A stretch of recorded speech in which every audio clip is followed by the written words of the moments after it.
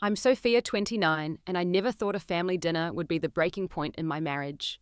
My mother-in-law's smug smile when she announced I wasn't family enough for steak or dessert made my stomach twist. 5 years of subtle exclusion culminated in that moment as my husband James avoided my eyes, choosing his mother over me yet again. That night changed everything. If you're watching this, I'd love to know where you're from. Don't forget to hit that like button and subscribe to join our storytelling family. Let me know in the comments if you've ever felt like an outsider in your own family. I read every single one. The dinner had been planned for weeks. My husband James's family was gathering at an upscale steakhouse to celebrate his father Richard's retirement after 35 years at the same accounting firm. I'd spent hours finding the perfect dress, a deep burgundy wrap dress that James had always said brought out the warmth in my eyes, and even splurged on a professional blowout for my usually unruly caramel-coloured hair. "You look beautiful," James said as we drove to the restaurant, reaching over to squeeze my hand. At 31, he had his father's strong jawline and his mother's piercing blue eyes. We'd been married for 5 years, but sometimes when he smiled at me like that, I still felt the same flutter in my stomach as on our first date. "Thanks," I replied, trying to calm the familiar anxiety that always surfaced before spending time with his family. "I just want tonight to go well. It's important to your dad." "It will be fine," James assured me, but I noticed how his knuckles whitened slightly around the steering wheel. He knew as well as I did that family gatherings were rarely fine when his mother Diana was involved. We arrived at Mortimer's Steakhouse 15 minutes early, but Diana's silver Mercedes was already parked near the entrance. James's sister Alison and her husband Tom pulled in right after us, their twin 6-year-old daughters Emma and Ava bouncing excitedly in the back seat. "Aunt Sophia!" they squealed in unison as they tumbled out of the car, rushing to hug me. Their enthusiasm warmed my heart. At least someone in the family was always genuinely happy to see me. Alison approached with a tired smile. At 34, she looked more like Diana every year. The same sleek blonde bob, the same perfectly tailored clothes. But unlike her mother, Alison had always been kind to me. "They've been talking about seeing you all day," she said, watching her daughters cling to my hands. "Emma has been saving her artwork from school to show you." "I can't wait to see it," I replied sincerely. My relationship with James's sister had been a saving grace over the years. While Diana had viewed me as an interloper from day one, Alison had welcomed me like the sister she never had. As we entered the restaurant, I spotted Richard at the bar, chatting amicably with the bartender. At 65, he had the relaxed look of a man who'd finally laid down a heavy burden. His face brightened when he saw us. "There they are," he called, embracing James and then me. "Sophia, you look lovely tonight." "Thanks, Richard. Congratulations again on your retirement. You've earned it." "Well, I don't know about that," he chuckled, "but I'm certainly looking forward to more golf and less spreadsheets." Diana materialized at Richard's elbow, elegant in a navy sheath dress with a strand of pearls. Her smile didn't reach her eyes as she kissed James on both cheeks. "You're late," she said, though we were actually 5 minutes early according to the reservation time. "Sorry, Mom," James responded automatically, the way he always did around Diana. Diana's gaze slid over me like I was invisible before she turned her attention to Alison and the twins. "There are my precious girls. Grandmother has a little something for you after dinner." The host guided us to a large round table in a semi-private area of the restaurant. I noticed that Diana quickly moved to arrange the seating, directing people with light touches and meaningful glances. Somehow, I ended up seated between Emma and my Aunt Patricia, who had driven in from Pennsylvania for the celebration. Diana positioned herself between Richard and James on the opposite side of the table. My Aunt Patricia was my mother's sister and the only blood relative of mine at the dinner. My parents had died in a car accident when I was in college, and Patricia had stepped in as my surrogate mother. When I'd married James, Patricia had embraced his family, always making an effort to bridge the gap that Diana seemed determined to maintain. "You're glowing tonight," Patricia whispered to me as we settled in. At 60, she had the same dark hair as my mother, now streaked with silver, and kind eyes that missed nothing. "Everything okay?" "Just fine." I said, though I wasn't sure that was true. James and I had been trying for a baby for the past year without success, and the stress had been taking its toll. We had an appointment with a fertility specialist the following week, something I hadn't shared with anyone in his family. The waiter arrived to take our drink orders, and Richard insisted on ordering bottles of champagne for the table. "A toast," he said once everyone's glass was filled. to family, to freedom, and to the future. As we clinked glasses, I caught Diana watching me, her eyes narrowing slightly as I sipped my champagne instead of drinking deeply like the others. I knew what she was thinking. She was always on high alert for signs of a pregnancy, eager for grandchildren from her son. The irony was painful. The evening progressed with Richard sharing funny stories from his career, while the waitstaff brought out appetizers, shrimp cocktail crab cakes, and bacon-wrapped scallops that the twins eyed suspiciously. "Try one." I encouraged Emma, cutting a scallop into a tiny piece. "It tastes like the ocean, but in a good way." She cautiously put it in her mouth, her expression brightening. "It's good," she announced, reaching for another. "Sophia has always been good with children," Patricia commented to Alison. "She used to babysit for the whole neighborhood when she was a teenager." I felt a familiar pang in my chest at the observation. Yes, I was good with children. I'd always wanted them, and now at 29, I was beginning to worry that I might never experience motherhood. James caught my eye from across the table and gave me a gentle smile. He knew what I was thinking. Later that night, he would hold me and promise that everything would work out, that we would find a way to have the family we both wanted. But at that moment, surrounded by his family, he seemed 1,000 miles away. The waiter returned to take our dinner orders. Diana had apparently been coordinating with the restaurant in advance, because she quickly took charge. "We'll have the tomahawk ribeyes for sharing," she informed the waiter, with the lobster mac and cheese, cream spinach, and roasted Brussels sprouts for the table. She then proceeded to order specific cuts for each person. Filet mignon for Richard, New York strip, for James ribeye, for Tom, smaller fillets for herself and Alison, and children's cuts for the twins. I waited for her to include me in the order, but she smoothly moved on to requesting specific temperatures for each steak. The waiter looked at me expectantly. "And for you, ma'am?" he asked. Before I could respond, Diana interjected, "Oh, I'm sure Sophia will just share. These portions are quite large." 5 years of similar slights had taught me to pick my battles. "Actually, I'd like the salmon, please," I said to the waiter. "Medium with the seasonal vegetables." Diana's smile tightened almost imperceptibly. "Are you still on that health kick? Dear one steak won't hurt." "I just prefer the salmon tonight," I replied evenly, though we both knew that wasn't the point. This was just another in a long line of Diana's subtle ways of excluding me from family traditions, of marking me as an outsider. James, deep in conversation with his father about retirement investment strategies, hadn't noticed the exchange. Or perhaps he had chosen not to notice, as he so often did when his mother's behavior crossed a line. The dinner proceeded with the usual family dynamics. Richard held court at one end of the table while Diana managed everyone's experience from the other. Alison mediated when tensions rose. Tom made dad jokes that actually had me laughing, and the twins provided adorable distractions. Patricia, bless her, kept me engaged in conversation whenever Diana's attention turned elsewhere. When the main courses arrived, the table fell momentarily silent as everyone admired the impressive spread. The steaks were enormous, sizzling on heated plates, and the shared sides looked delicious. My salmon appeared last, a comparatively modest portion on a bed of roasted vegetables. "That looks lovely," Patricia commented, though I could see her eyeing the discrepancy between my plate and the abundance shared by the rest of the family. I had just taken my first bite when Diana announced, "I've ordered special desserts for everyone. Richard's favourite chocolate soufflé cake with the gold leaf. They're preparing it tableside." The twins squealed with excitement, and even James looked pleased. His sweet tooth was legendary. "That sounds wonderful," I said sincerely. Dessert was typically neutral territory in the complex geography of family politics. Diana smiled that particular smile I'd come to recognize, the one that never quite reached her eyes. "I only ordered for family," she said, her voice carrying just enough to ensure everyone at the table heard. "The portions are quite specific." Patricia's fork paused halfway to her mouth. "What do you mean Diana Sophia didn't get dessert?" Diana's smile never wavered. "I only ordered for family." She repeated, her emphasis subtle but unmistakable. "I'm sure Sophia understands. She's so conscious of her figure anyway." The table fell silent. Even the twins seemed to sense the sudden tension.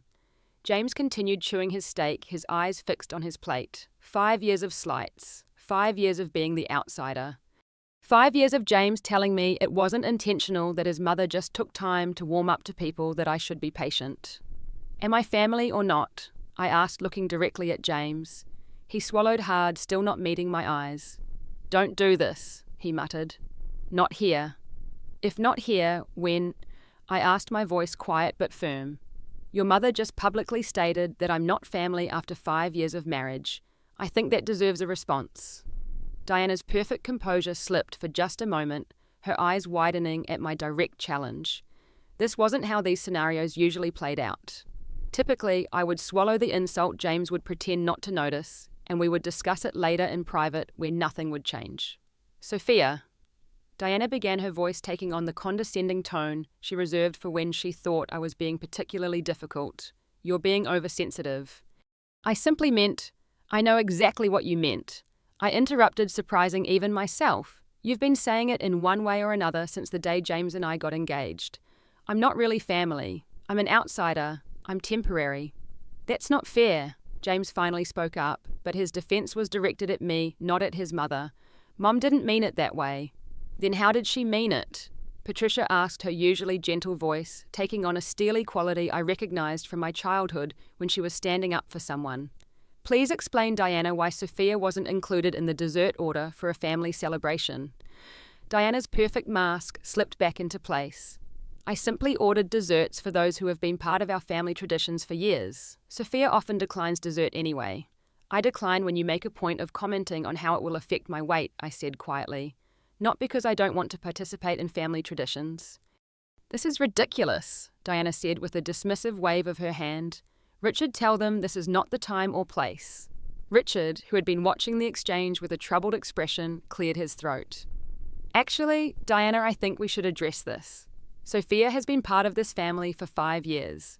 She's my daughter-in-law, and I consider her every bit as much family as anyone at this table." Diana's face flushed. "Of course she is." She backtracked smoothly.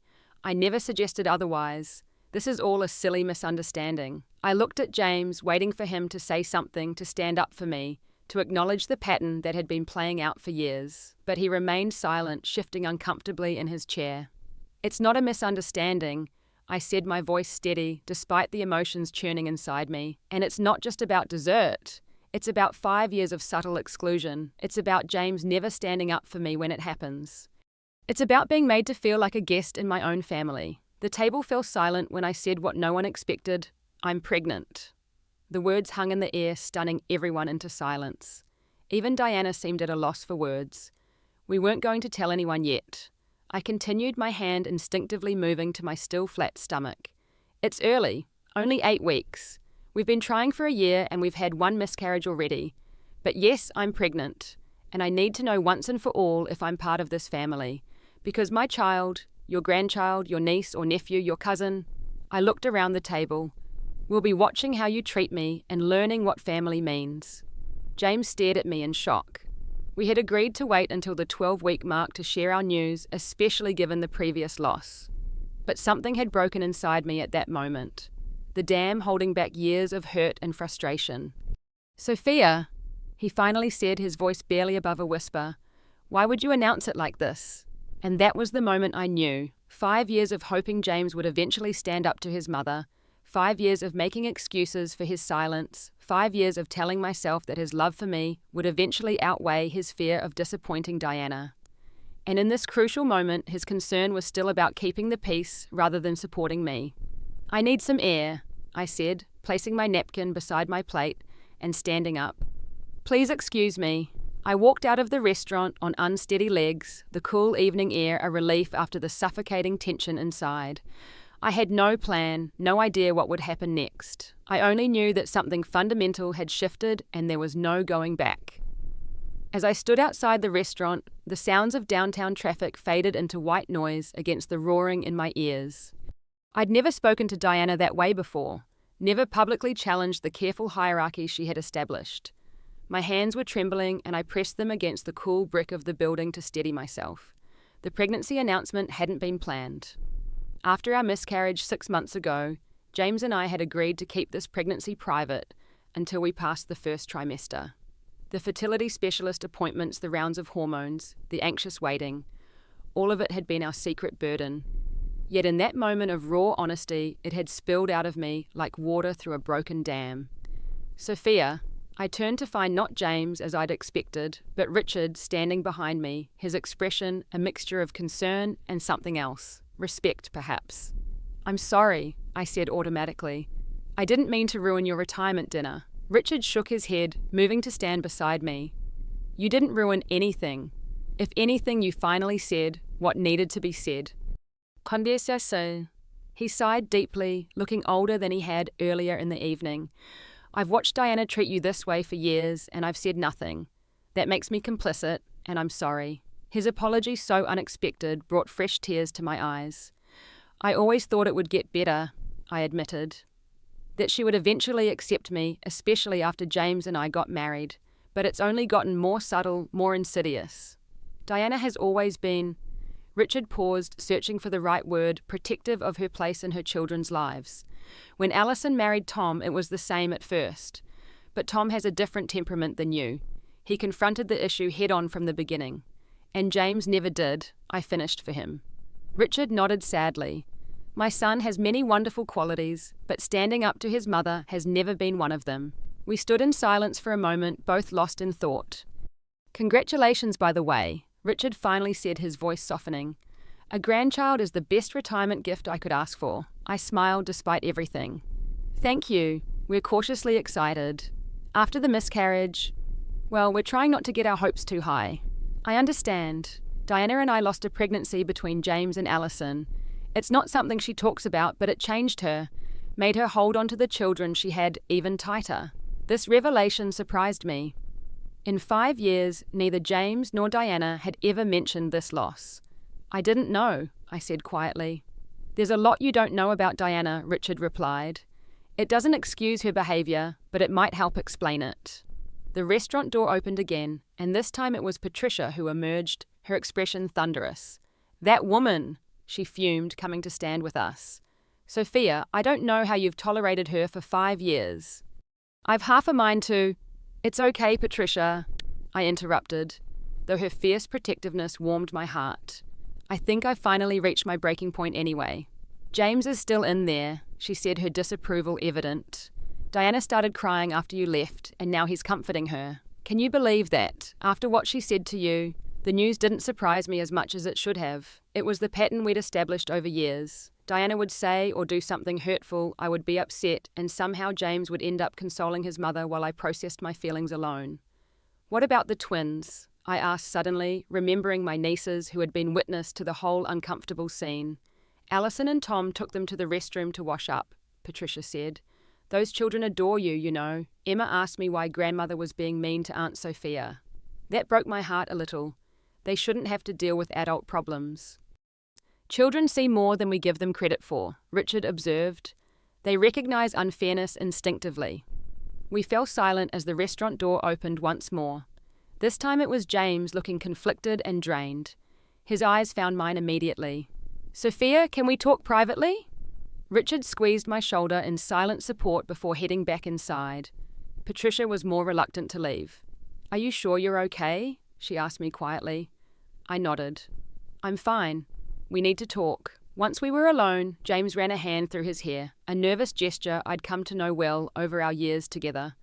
I can't believe you told them about the pregnancy like that, he began, and immediately I felt my defences rise. We agreed to wait. That's what you want to talk about right now? I asked incredulously. Not the fact that your mother publicly excluded me from a family celebration. Not the fact that she explicitly said I wasn't family. She didn't mean it that way.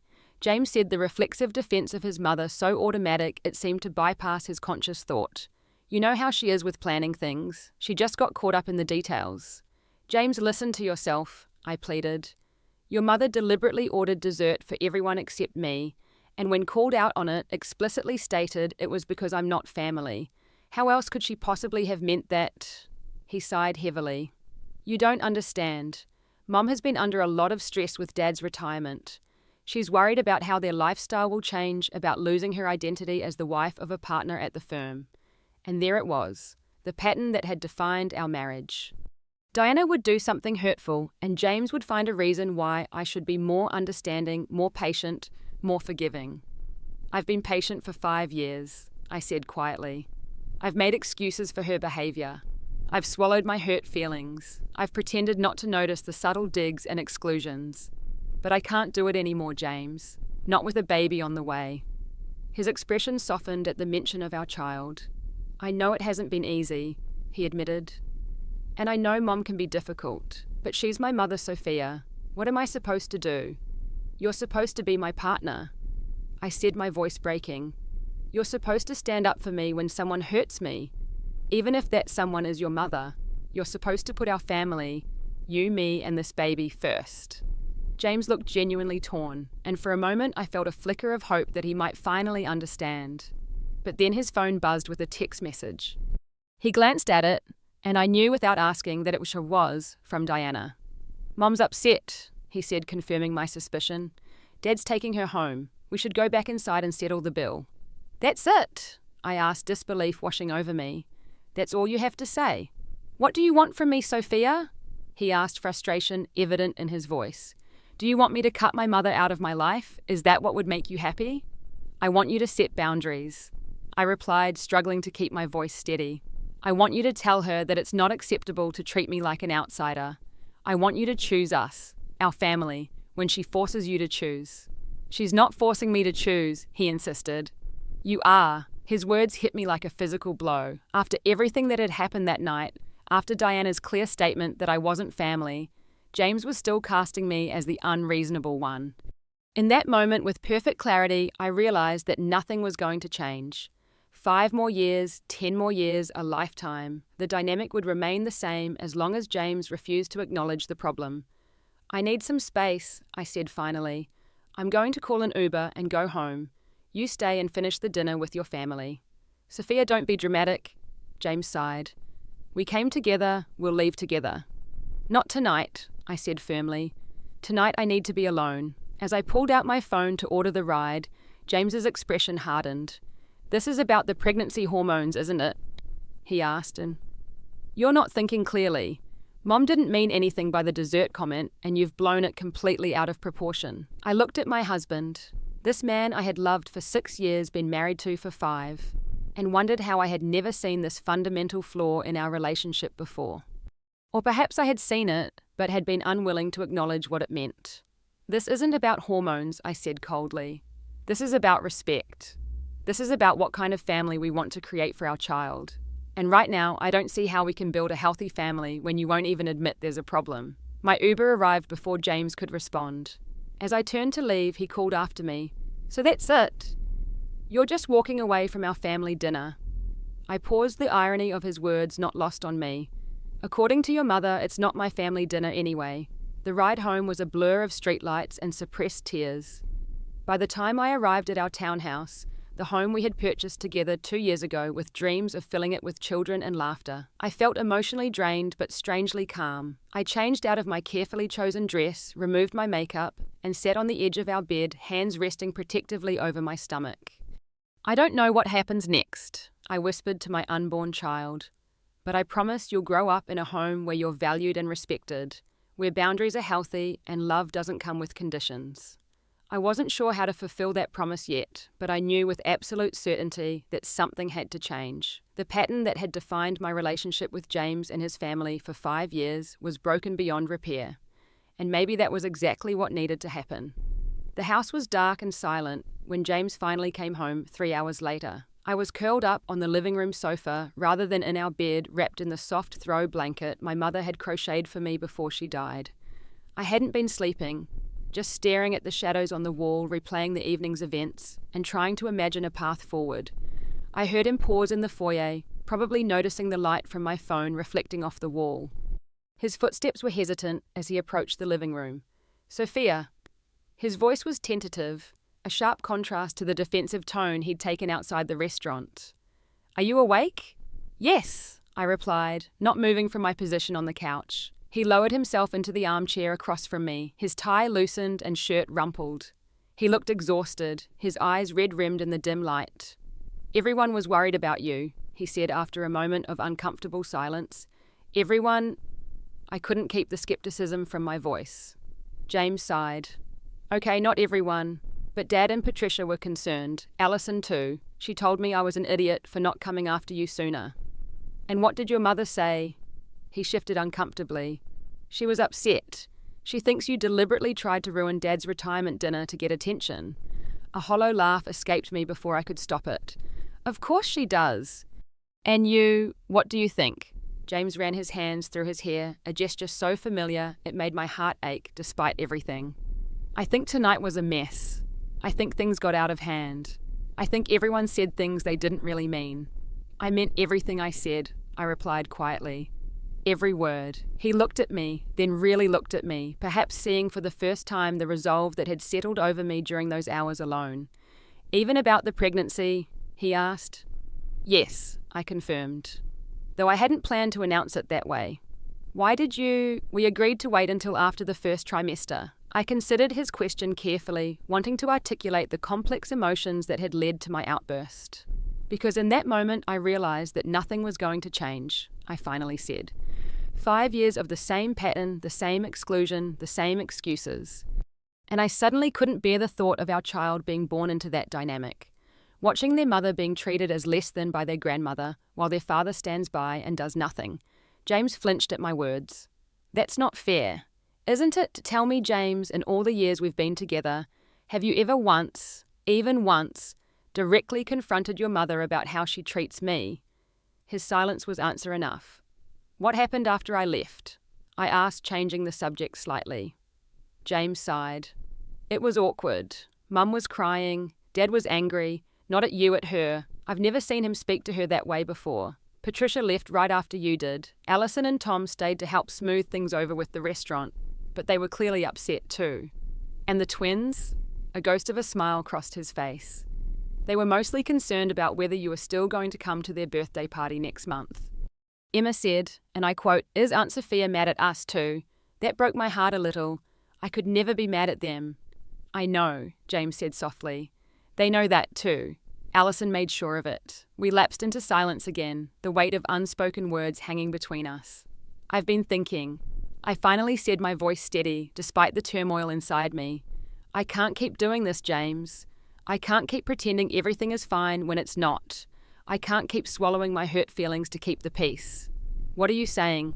His voice was wary.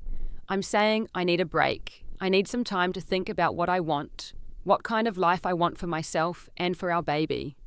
James sat up straighter, alarm crossing his features. A break? What does that mean? It means I'm going to stay with Patricia for a while. I said, the decision crystallizing as I spoke the words. I called her after I got home. She said I could use her guest room for as long as I need.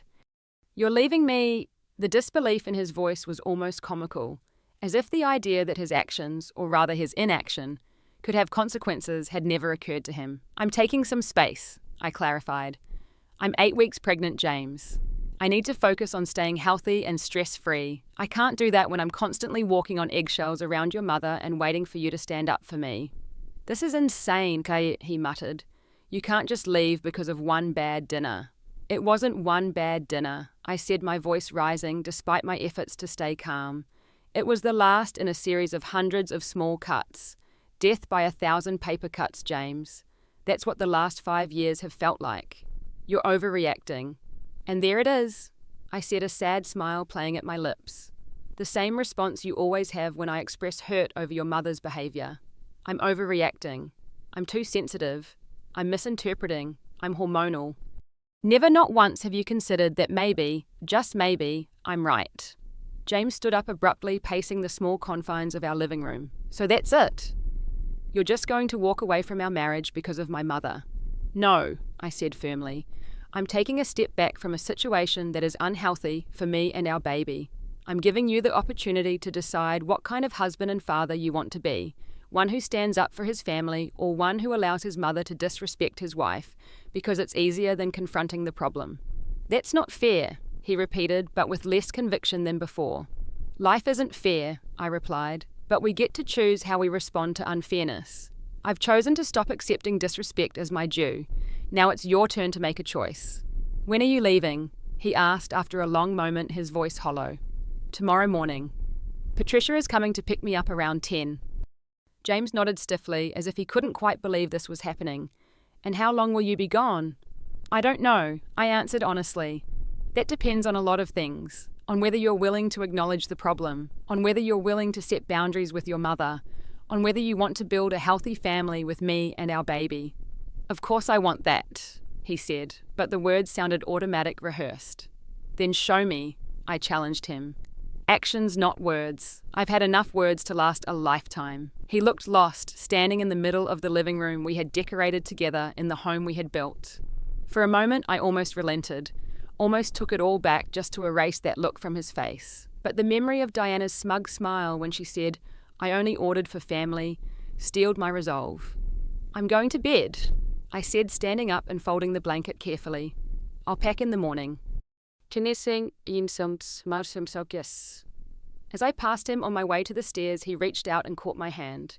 "Sophia, please. We can work this out. Don't leave." I looked at our intertwined fingers, at the wedding ring that had symbolized so much hope and promise 5 years ago. "I'm not leaving forever," I said gently. "I'm giving us both the space to figure out what we really want, what kind of life we want to build, what kind of family we want to be." He released my hand, slowly nodding as if in a daze. "I love you," he said, his voice breaking slightly. "I love you too," I replied, and meant it. That's why this hurts so much. I climbed the stairs to our bedroom, each step feeling heavier than the last. As I lay in our bed for what might be the last time, for a while I placed a protective hand over my stomach. "It's just you and me for now, little one," I whispered. "But we're going to be okay. We're going to figure this out." As exhaustion finally overtook me, I drifted off to sleep, with one thought crystallizing in my mind. Sometimes walking away is the bravest thing you can do. The morning light filtered through the curtains as I methodically packed a suitcase. I wasn't taking much, just enough clothes for a couple of weeks, my laptop, and a few personal items. The framed photo of James and me on our honeymoon in Hawaii stared up at me from the dresser, our smiling faces frozen in a moment of pure happiness. After a moment's hesitation, I wrapped it in a sweater and tucked it into my bag. James had slept on the couch, giving me space I hadn't explicitly asked for, but silently appreciated. I could hear him moving around downstairs, the familiar sounds of coffee brewing and cabinet doors opening and closing. The normalcy of it felt surreal against the backdrop of what was happening. My phone buzzed with a text from Patricia, on my way, about 20 minutes out. I took one last look around our bedroom. The sage green walls we had painted together, the reading nook by the window, where I'd spent countless Sunday mornings with coffee and a book, the small potted succulent on my nightstand that James had given me after our miscarriage as a symbol of resilience. So many memories in this room, both beautiful and painful. Carrying my suitcase downstairs, I found James in the kitchen, staring into a mug of untouched coffee. He looked up when he heard me, his eyes red and shadowed from a sleepless night. "I made you some tea," he said, gesturing to a steaming mug on the counter. "Ginger, for the morning sickness." The thoughtfulness of the gesture brought a lump to my throat. "Thank you." We sat at the kitchen island in awkward silence, me sipping the tea, him continuing to stare into his coffee as if it contained answers. "Patricia will be here soon," I finally said. James nodded. "Sophia, are you sure about this? We could talk to a counsellor, work through this together." "I think we need to work through some things separately first," I replied gently. "I need to figure out what I need to feel safe and respected in this marriage. And you need to figure out what kind of boundaries you're willing to set with your mother." "She called this morning," James said abruptly. "Mom did." My stomach tightened. What did she want? To apologize, or at least that's what she said. But then she spent 10 minutes explaining why you had misunderstood her intentions and overreacted. I couldn't help the bitter laugh that escaped me. "So not an apology at all?" "No," James admitted, surprising me. I realized that while she was talking, "She's never actually apologized to you, has she? Not once in 5 years." "No," I confirmed. "She's explained. She's justified. She's minimized. But she's never apologized." James was quiet for a moment, turning his mug slowly between his hands. "I told her that wasn't good enough," he finally said. "I told her she had hurt you, hurt us, and that a real apology acknowledges the harm done without excuses." I stared at him, unable to hide my shock. "You said that to Diana?" He nodded, a flicker of something like pride crossing his features. "She didn't take it well. Said I was choosing you over family, which is exactly the problem, isn't it? In her mind, you're not family." "What did you say?" I asked, holding my breath. "I told her that you are my family, that you're my wife and the mother of my child, and that if she can't respect you, she's the one forcing me to choose." I felt tears well up in my eyes. After 5 years of waiting for James to stand up to his mother to acknowledge the problem, hearing these words was overwhelming. What did she say to that? I managed to ask. James grimaced. She hung up on me. Then she texted that I was ungrateful and disrespectful and that she needed time to process my betrayal. I'm sorry, I said automatically, then caught myself. Actually, no, I'm not sorry. I'm proud of you for finally saying something. I should have done it years ago, he admitted, meeting my eyes for the first time that morning. I kept telling myself it wasn't that bad, that you were being overly sensitive, that Mum just needed time to adjust. But last night, when she said, I only ordered for family, and then doubled down when questioned, I couldn't ignore it anymore. A small spark of hope ignited in my chest, but I tamped it down. One conversation, no matter how significant, didn't erase 5 years of enabling behavior. It's a start, I acknowledged. But we have a lot more work to do. James reached across the counter and took my hand. Does this change anything about you leaving? I squeezed his hand, but gently withdrew it. No. I still need space to think, to process everything that's happened. And one conversation with your mother doesn't change the pattern we've established. He nodded, disappointment evident in his slumped shoulders, but acceptance in his eyes. How will this work? Will we talk? See each other? I think we should take a week with minimal contact, I suggested. Just daily check-ins about the pregnancy. Then maybe we can meet for coffee somewhere neutral and see where we stand. A week feels like forever, he said softly. It's been 5 years, James. A week is nothing in comparison. The doorbell rang, signaling Patricia's arrival. James walked me to the door carrying my suitcase, despite my protests that I could manage it. Patricia waited on the porch, her expression carefully neutral when she saw James. Good morning, she said politely. Morning, Patricia, he replied, equally formal. Thank you for taking care of her. She's family, Patricia said pointedly, and I didn't miss the slight flinch from James at her choice of words. I turned to my husband, suddenly unsure of the proper goodbye for this strange limbo we were entering. He solved the dilemma by pulling me into a gentle hug. I love you, he whispered against my hair. Both of you. Please remember that. I know, I replied, allowing myself to briefly lean into his familiar warmth. I love you too. That's why this is so hard. As Patricia drove us away from the home James and I had built together, I watched him standing in the doorway until he disappeared from view. The grief I felt was complicated. Not just for what I was leaving behind, but for what I had endured for so long without realizing how much it was costing me. You okay, honey? Patricia asked, reaching over to squeeze my hand. Not really, I admitted. But I think I will be.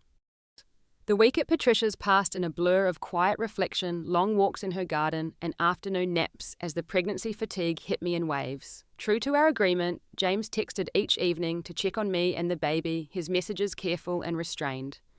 I responded with equal brevity, neither of us quite ready to delve into deeper waters through text. On the third day, Alison called. I'm so sorry about what happened, she said as soon as I answered. Mum was completely out of line and Dad is still furious with her. It's not your fault, I assured her. How are the twins? They miss their Aunt Sophia, she said, and I could hear the smile in her voice. Emma made you a get well card because she thinks you're sick. Can I bring them to visit you at Patricia's sometime? The thought of seeing my nieces brought the first genuine smile to my face in days. I'd love that. And for what it's worth, Alison added hesitantly, James came over yesterday. We talked for hours about Mum, about patterns, about standing up for the people we love. I've never seen him so introspective. I didn't quite know how to respond to that. Hope felt dangerous, like setting myself up for disappointment. He's trying, Sophia, she continued when I remained silent. I know it might be too little too late, but he's really trying. I hope so, I finally said. For all our sakes. On the 6th day, a bouquet of sunflowers arrived. My favourite, though I'd never been much of a flower person. The card simply read, counting the hours until tomorrow. All my love, Jay. And then finally, it was time for our coffee meeting. We had agreed to meet at a small cafe halfway between Patricia's house and our home. I arrived first, claiming a quiet table in the corner and ordering herbal tea to settle my nervous stomach. When James walked in, I was struck by how different he looked after just a week apart. There were new lines around his eyes, and he had the slightly rumpled appearance of someone who hadn't been taking very good care of himself. Yet there was also a new determination in his bearing, a steadiness I wasn't used to seeing. Hi, he said, sliding into the seat across from me. You look beautiful. I smiled despite myself. You look tired. I haven't been sleeping well, he admitted. The house feels empty without you. How have you been? I asked, trying to navigate this strange new territory between us. Honestly, it's been the hardest week of my life, he said, but also clarifying in ways I didn't expect. What do you mean? James took a deep breath. I've been seeing a therapist, 3 sessions already. He had some emergency openings. We've been talking about family dynamics, about the role I've played in enabling my mother's behaviour, about why it's been so hard for me to set boundaries with her. This was not what I had expected. That's really good, James. It's preliminary, he cautioned, but it's helping me understand some things, about how I grew up walking on eggshells around Mum's moods, about how I learned early on that keeping her happy was my responsibility, about how that pattern followed me into our marriage. I nodded slowly, recognition dawning. That makes sense. I've noticed how you tense up when she gets that certain tone in her voice, like you're preparing for damage control. Exactly, he said, leaning forward. And the thing is, Sophia, I never realized how abnormal that was until this week. Until I started really thinking about how I want our child to grow up. I don't want them to feel responsible for managing their grandmother's emotions. I don't want them to watch their mother being disrespected and learn that's what love looks like. A lump formed in my throat. That's exactly what I'm afraid of. James reached across the table, his hand palm up in invitation. After a moment's hesitation, I placed my hand in his. I've also talked to my father, he continued. Really talked for the first time in years. He told me about their pregnancy loss, about how it changed Mum, but he also admitted that he regrets not addressing her behaviour toward you sooner. Your dad mentioned that loss to me outside the restaurant, I said. I had no idea. Neither did I, not really, though, James said. It was always this vague thing that happened before I was old enough to remember. But apparently it hit Mum hard. She was almost 6 months along. Dad thinks it's part of why she's so possessive of me and Alison, why she sees any perceived threat to her relationship with us as catastrophic. That's tragic, I acknowledged, and it helps me understand her better, but it doesn't excuse how she's treated me. No, James agreed firmly. It doesn't. Understanding the why doesn't justify the what. His clarity on this point surprised me. The James of a week ago would have used his mother's past trauma as another reason why I should be more patient, more understanding. I've spoken to Mum again, he continued. Or tried to. She's still not really speaking to me, but I sent her an email laying out exactly what needs to change if she wants to be part of our lives going forward. What did you tell her? That she needs to acknowledge the pattern of disrespect toward you.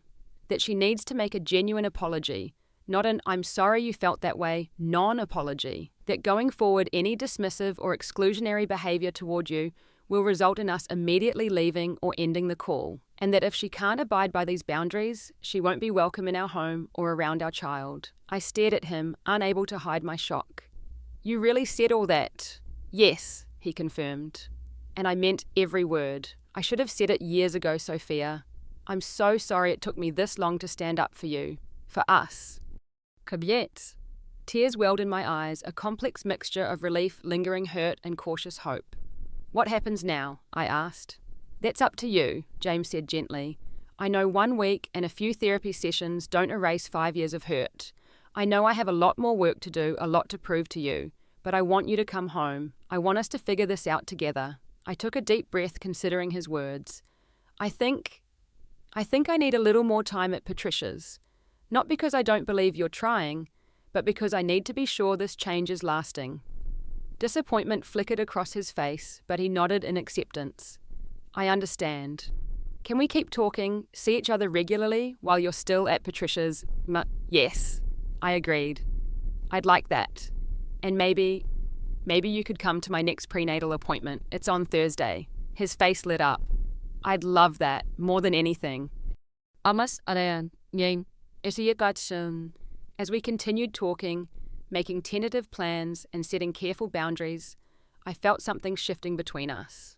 A rebalancing of power, a new honesty that had been missing before. It wasn't a magical solution, and we both knew the road ahead would be challenging, especially where Diana was concerned. But for the first time in years, I felt like we were truly partners facing our problems together, instead of James standing on the sidelines while I battled his mother alone. As we prepared to leave the cafe, James helped me with my jacket. his hands lingering gently on my shoulders. "I miss you," he said simply. "The house isn't home without you." I turned to face him, allowing myself to really look at this man I had loved for so long.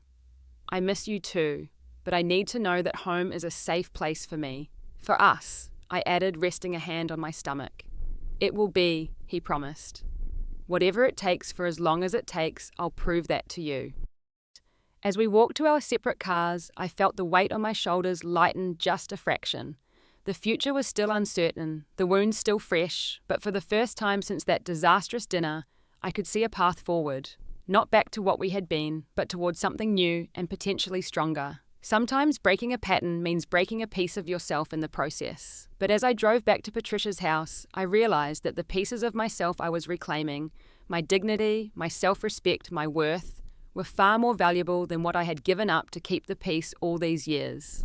2 weeks later, I was still staying at Patricia's, but James and I had fallen into a new rhythm. We met for dinner 3 times a week. He came to my second prenatal appointment tearing up when we heard the baby's heartbeat for the first time. On weekends, we took long walks in the park near Patricia's house, talking more honestly than we had in years about our hopes, fears, and expectations for our marriage and our growing family. "I've been thinking about what you said." James mentioned during one of these walks the autumn leaves crunching beneath our feet, about creating a home where our child feels valued and respected, where boundaries are healthy and love doesn't come with conditions. I remembered whispering those words to my unborn child the night of the disastrous dinner. "You heard that?" He nodded. I was standing outside the bedroom door. I wasn't eavesdropping intentionally. I just didn't know what to say to you then. "And now I think about it every day," he said. "About what kind of environment I want our child to grow up in. About what kind of father I want to be." We had reached a small pond where ducks glided peacefully across the surface.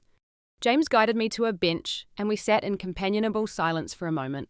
"My therapist asked me something interesting yesterday," he finally said. "He asked if I would accept anyone else treating you the way my mother has. A friend, a co-worker, a stranger on the street." "What did you say?" I said, "Of course not. I'd never allow anyone to disrespect my wife that way." He shook his head, looking troubled. And then he asked why I've made an exception for my mother all these years, why her behaviour gets a pass when no one else's would. It was a question I had wondered myself many times, but had never directly asked, knowing it might force James to confront uncomfortable truths he wasn't ready to face. "What was your answer?" I asked softly. "I didn't have one," he admitted. "At least not a good one. I talked about family loyalty, about how she's my mother, about how complex our relationship is. But in the end, I realized those are all just excuses. The truth is, I was afraid. Afraid of what? Of her disapproval, of her withdrawal, of the emotional explosion that always followed whenever I tried to establish independence as a kid." He paused, picking up a fallen leaf and twirling it between his fingers. "But mostly I was afraid of the guilt. She's always been so good at making me feel guilty for not putting her first." I nodded, understanding all too well the powerful manipulation Diana wielded with surgical precision. "And now," I prompted, "now I'm more afraid of losing you, of our child growing up in a toxic environment, of perpetuating these unhealthy patterns for another generation." He turned to face me directly. "I love my mother, Sophia. I always will. But I'm not going to sacrifice my marriage and my child's well-being to protect her feelings anymore." His words wrapped around me like a warm blanket offering protection I had craved for years. But caution still tempered my hope. "It's easy to say that now," I pointed out gently. "The real test will be when we're face to face with her again." "I know," he acknowledged. "And that's why I've been thinking, maybe we should set up a meeting, with my mother, you and me, and possibly a family therapist to mediate." The suggestion sent a jolt of anxiety through me. "I don't know if I'm ready for that." "Neither am I, honestly," James admitted. "But at some point, we'll need to address this directly with her. Not for her sake, but for ours, to establish clear boundaries moving forward." He was right, as uncomfortable as the prospect was. "Has she responded to your email yet?" James shook his head. "Not directly. She called my father to complain about how ungrateful I'm being, how dramatic you are, how no one appreciates everything she does for the family." "So the usual," I said with a wry smile. "The usual," he agreed. But Dad didn't take the bait this time. He told her that she needs to take responsibility for her actions if she wants to be part of our lives, and especially if she wants to be involved with her grandchild. The mention of Richard standing firm against Diana's manipulation tactics surprised me. Your dad said that apparently he's been doing a lot of thinking too, James said. He told me he regrets not setting better boundaries with Mom years ago, that he enabled her behaviour by always smoothing things over, always being the peacemaker. Like father, like son, I observed without heat. James winced but nodded. Exactly. But he also said it's not too late to change for either of us. As we sat there by the pond, I felt a flutter in my stomach. Too early to be the baby moving, just a physical manifestation of the emotions swirling inside me. Hope, fear, uncertainty, and underneath it all, a tentative belief that maybe, just maybe, real change was possible. I have something to show you, James said, reaching into his jacket pocket. He pulled out a small leather-bound journal. My therapist suggested I keep track of patterns I notice in my interactions with Mom, moments when I feel myself slipping into old habits. I've been writing in it every day. He handed me the journal and I hesitated before opening it. Are you sure you want me to read this? Yes, he said firmly. No more secrets, no more pretending. I want you to see that I'm taking this seriously. I opened the journal and began reading. James's familiar handwriting filled the pages with observations, both mundane and profound. Mum called to ask about dinner plans, but only asked about my schedule, not Sophia's. Noticed myself making excuses for why Mom hasn't responded to my email instead of acknowledging her avoidance. Found myself wanting to call Mum first when we heard the baby's heartbeat, then realised that's not appropriate, given the current situation. Page after page documented his growing awareness of the dysfunctional patterns that had shaped our marriage for so long. Tears welled in my eyes as I read his honest self-reflection, his determination to change, his unwavering commitment to our family. I struggled to find the right words. It's just a start, he said. A way to hold myself accountable. I closed the journal and handed it back to him, our fingers brushing in the exchange. Thank you for showing me this. It means a lot to know you're really working on this, not just saying what you think I want to hear. I want to come home, Sophia, he said quietly, but only when you're ready, only when you feel safe and respected. I took a deep breath considering his words. The 3 weeks apart had given me clarity too, about what I needed, what I deserved, what kind of life I wanted for myself and my child.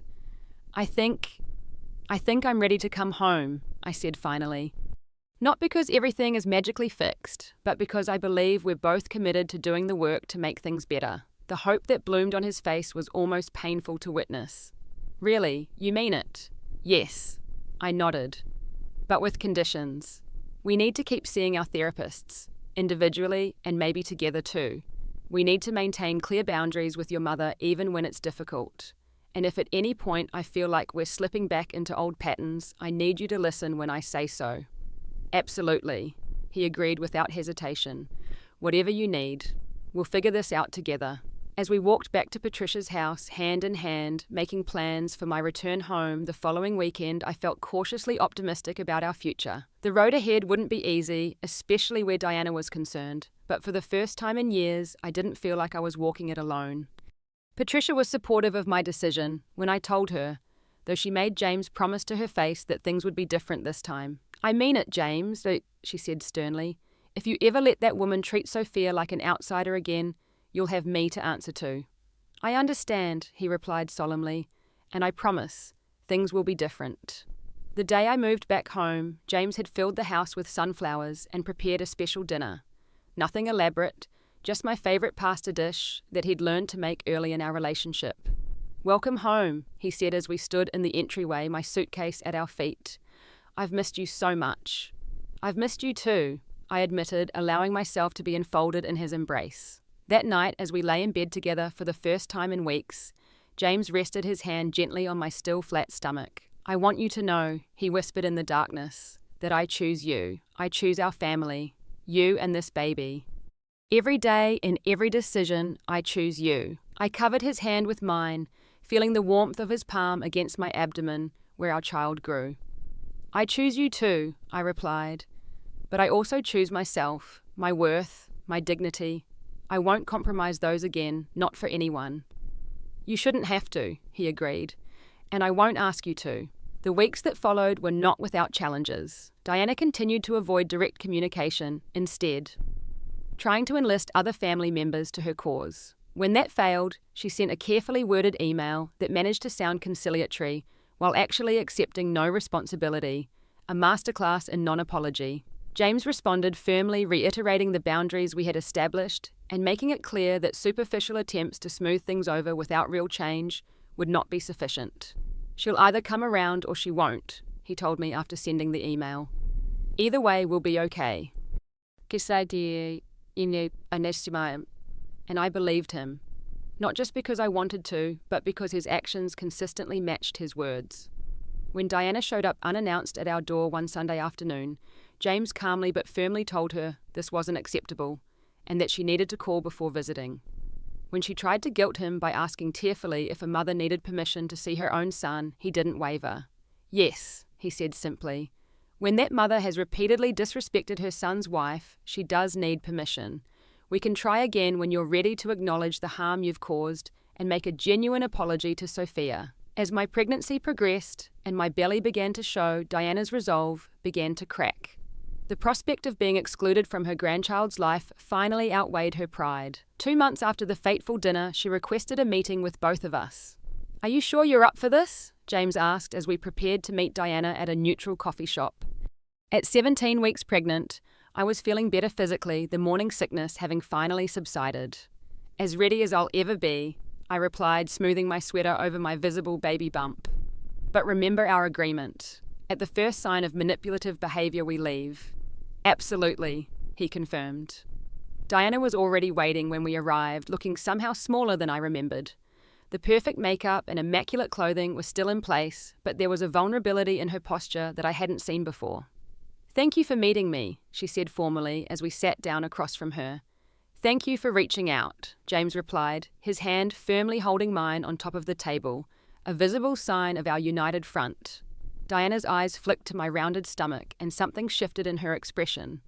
"How are you feeling?" she asked the question, directed at me rather than James. "Better now that I'm in the second trimester," I answered cautiously. "The morning sickness has mostly passed." She nodded, seemingly at a loss for what to say next. The awkward silence stretched between us until James finally broke it. "Mom, you said you wanted to talk. We're here to listen." Diana took a deep breath, her hands clasped tightly around her coffee cup. "I've been doing a lot of thinking since the dinner, about how I've behaved about the things you said in your email." James remained silent, giving her space to continue without prompting. "It's not easy for me to admit when I'm wrong," she said, the words clearly difficult for her. "But I was wrong. The way I've treated Sophia, it wasn't right." I held my breath, hardly daring to believe what I was hearing. "When you married James," she continued, looking directly at me for perhaps the first time ever, "I felt like I was losing him, like you were taking him away from me. It was irrational, I see that now, but at the time it felt very real."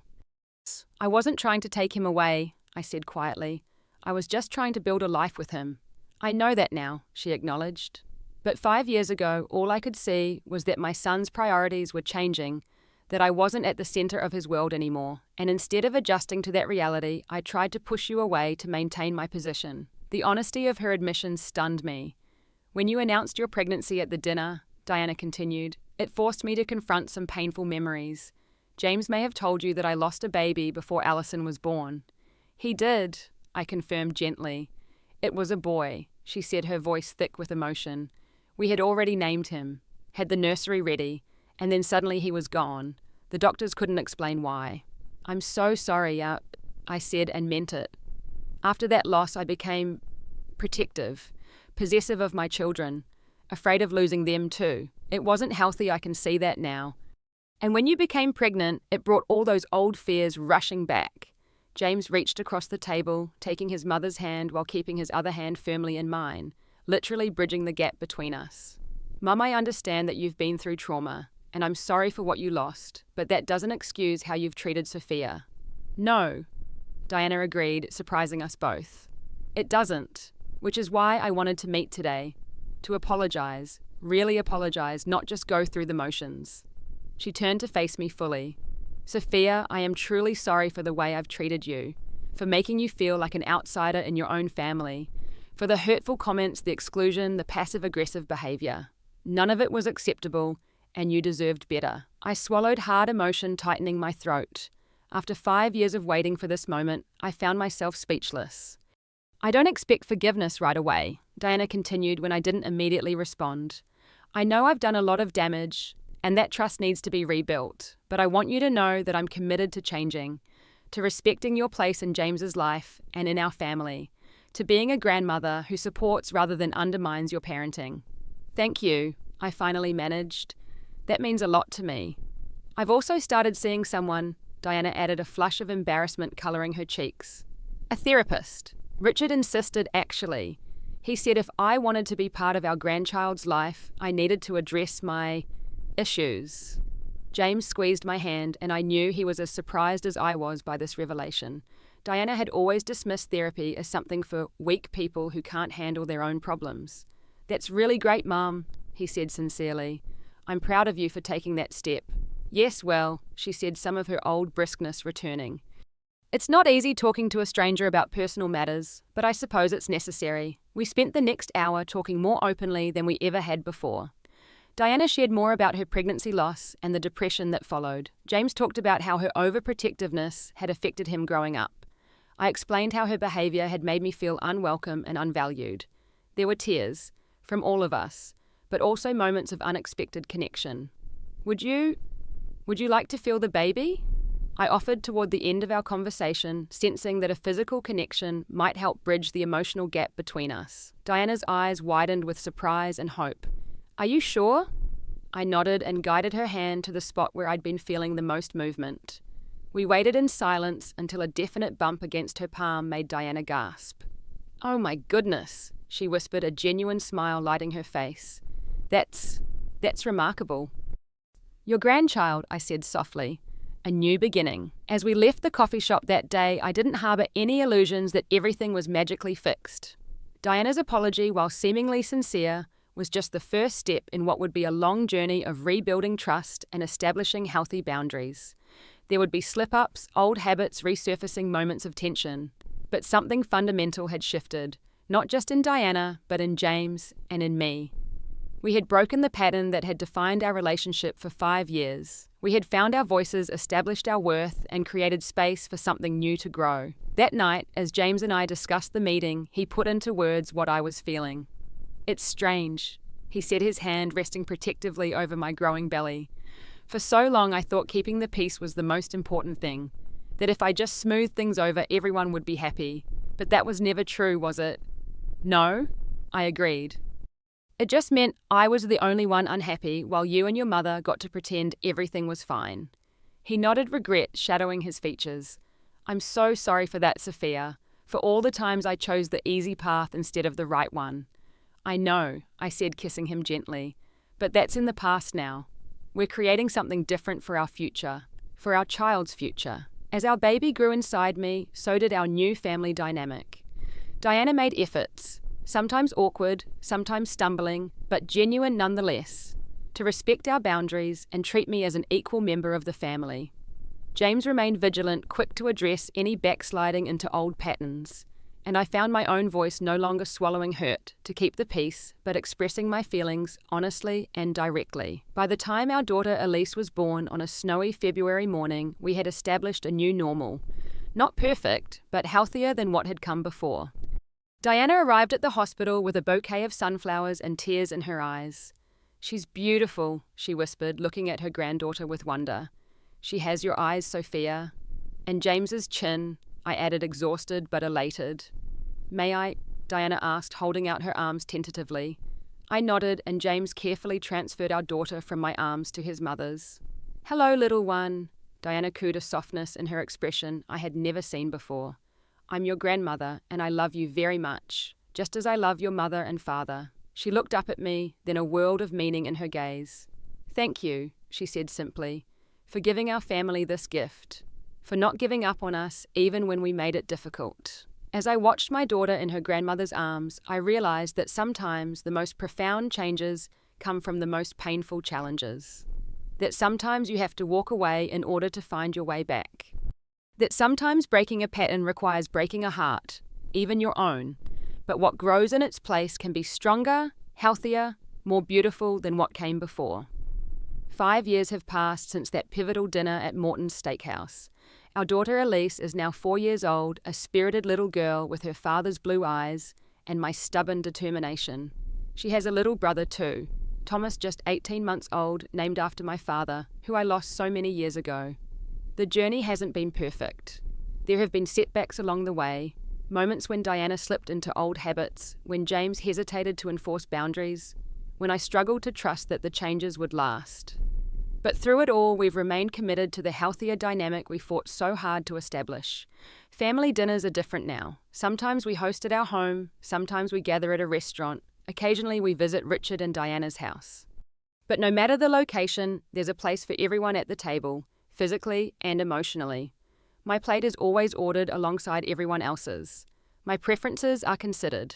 My voice is heard. More importantly, Elise and Thomas are growing up in a family where respect is the foundation, not an afterthought.